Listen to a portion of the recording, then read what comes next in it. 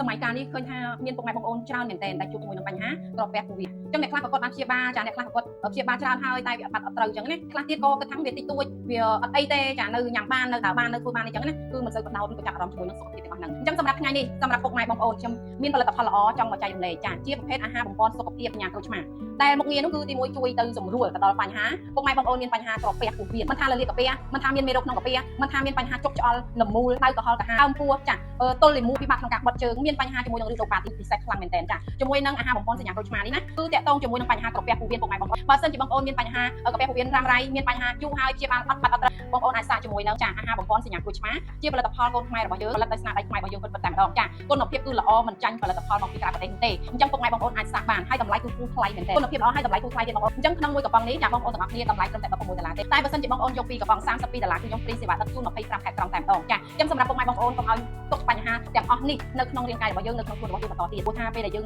សុខភាពអត់ល្អណាងាកចុកងាកឆ្អល់ងាកលមូងាកធ្វើជូរយើងអត់មានអារម្មណ៍ស្រស់ស្រាយក្នុងការធ្វើការក្នុងការបំពេញកាតព្វកិច្ចការងារលក់ដូររកស៊ីដើម្បីរកលុយចិញ្ចឹមជីវិតនោះទេអញ្ចឹងយើងត្រូវតែផ្ដោតលើសុខភាពជាចម្បងសុខភាពគឺសំខាន់សុខភាពគឺជាតួលេខទី1សម្រាប់ជីវិតរបស់យើងកាលណាដែលយើងមានសុខភាពល្អយើងមានឱកាសច្រើនក្នុងការរកលុយមែនទេអញ្ចឹងយើងមានរបស់ដែលល្អហាបងប្អូនអាចបើកចិត្តញ៉ាំបានមានចំណុចអីបងប្អូនអាចសួរព័ត៌មានលម្អិតបន្ថែមបានអាចប្រឹក្សាយោបល់ជាមួយនឹងនាងខ្ញុំបានដោយឥតគិតថ្លៃ